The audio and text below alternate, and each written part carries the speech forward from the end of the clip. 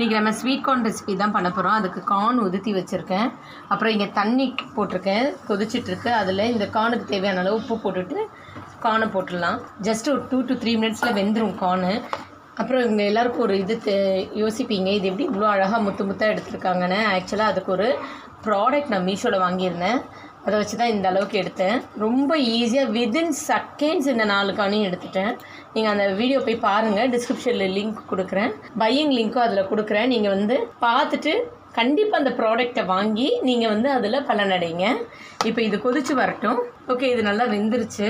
நம்ம இப்போ இதை ட்ரெயின் பண்ணிக்கலாம். நம்ம பட்டர் ஸ்வீட் கார்ன் தான் பண்ண போகிறோம்.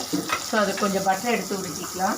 நல்லா இதில் போட்டு டாஸ் பண்ணிக்கலாம். இதை நல்லா சாட்டே பண்ணிக்கலாம். நான் இன்றைக்கி மிளகாத்தூள் கொஞ்சமும் ஆம்ச்சூர் பவுடர் வச்சுருக்கேன், அது கொஞ்சமும் போடும். இது எல்லா சூப்பர் மார்க்கெட்லேயும் கிடைக்கும். ஒன்றும் இல்லை, காஞ்ச மாங்காய் பவுடர். கார்ன் சாட் ரெடி ஆகிடுச்சு.